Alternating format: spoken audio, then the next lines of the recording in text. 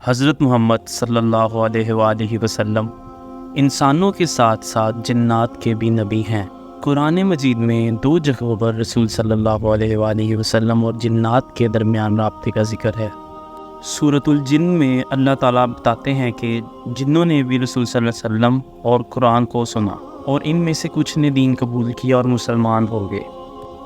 آیت مبارکہ میں کچھ اس طرح سے بیان کیا گیا ہے، کہہ دیجئے کہ مجھ پر وحی کی گئی ہے کہ جنات کے گروہ نے سنا اور کہا کہ ہم نے ایک بہت ہی حیرت انگیز تلاوت سنی ہے، یہ ہدایت کی طرف لے جاتی ہے، اس لیے ہم اس پر ایمان لائے اور اپنے رب کے ساتھ کسی کو شریک نہیں ٹھہرائیں گے۔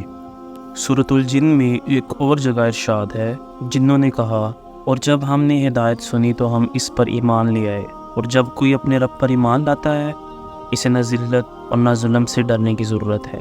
ہم میں سے کچھ مسلمان ہیں اور کچھ گمراہ ہیں۔ جو مسلمان ہوئے وہ مسلمان ہیں جنہوں نے صحیح رہنمائی کی کوشش کی۔ اسی طرح سورۃ احقاف یہ بیان کرتی ہے، جب نبی صلی اللہ علیہ وآلہ وسلم دین کے بارے میں رہنمائی فرماتے تو جنات آپ کے گرد جمع ہو جاتے اور غور سے سنتے۔ سورۃ احقاف کی آیات میں اللہ فرماتا ہے، اور جب ہم نے جنوں میں سے چند کو قرآن سننے کا حکم دیا تھا اور جب وہ حاضر ہوئے تو کہنے لگے خاموشی سے سنو، اور جب بات پوری ہو گئی تو وہ اپنی قوم کے پاس ڈرانے والے بن کر لوٹ گئے۔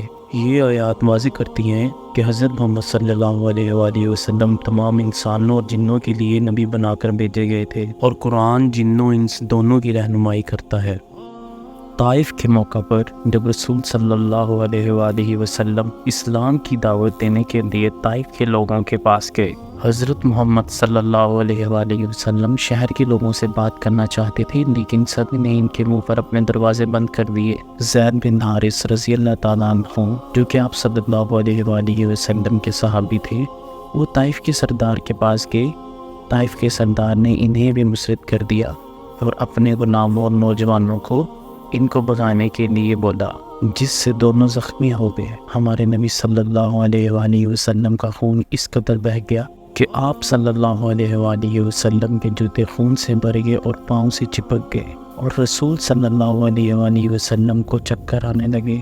زید رضی اللہ تعالیٰ عنہ کہتے ہیں کہ میں نے رسول صلی اللہ علیہ وآلہ وسلم کو گاؤں سے نکلنے میں مدد کی، اور ہم نے ایک درخت کے نیچے آرام کیا، اور مکہ واپسی پر آپ صلی اللہ علیہ وآلہ وسلم زید رضی اللہ تعالیٰ عنہ کے ساتھ ایک مقام پر رکے، اور جب رسول صلی اللہ علیہ وآلہ وسلم تہجد پڑھنے کے لیے اٹھے اور قرآن کی تلاوت شروع کی، اس وقت جنوں نے دیکھا کہ وہ آسمان کو عبور کرنے والے فرشتوں کی گفتگو نہیں سن سکتے، بلکہ اہلکار فرشتوں نے ان کا پیچھا کیا اور انہیں بھگا دیا۔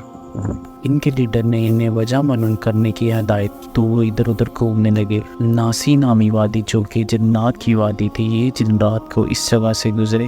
انہوں نے رسول صلی اللہ علیہ وآلہ وسلم کی تلاوت سنی اور متوجہ ہو گئی، اور ہمارے پیارے نبی صلی اللہ علیہ وآلہ وسلم کے علم کے بغیر انہوں نے اسلام قبول کیا۔ اسی وقت سورۃ جن کی آیات نازل ہو گئیں۔ غور طلب بات یہ ہے کہ طائف کے انسانوں نے اللہ کے پیغام کو جھٹلایا، لیکن جنوں نے اسے قبول کیا۔ اللہ تعالیٰ واقعی مومنوں کی کوشش کو رائیگاں نہیں جانے دیتا۔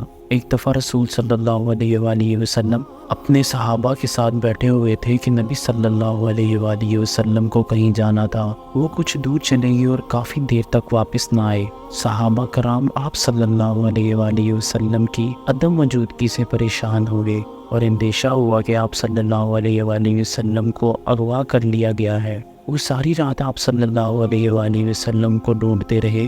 صبح ہوئی تو آپ صلی اللہ علیہ وآلہ وسلم تشریف لے آئے۔ صحابہ نے دریافت کیا تو آپ صلی اللہ علیہ وآلہ وسلم نے جواب دیا کہ مجھے جنات کے گروہ نے اس پہاڑ پر بلایا تھا جہاں انہوں نے اسلام قبول کیا تھا، اور وہ مجھ سے دین سیکھنا چاہتے تھے۔ مجھے ان کو پڑھانے میں پوری رات لگ گئی۔ اس رات کو لیلۃ الجن کہا جاتا ہے۔ اسی طرح کی انفارمیٹیو ویڈیوز دیکھنے کے لیے ہمارے چینل کو لائک کریں، سبسکرائب کریں اور بیل آئیکن کا بٹن پریس کریں۔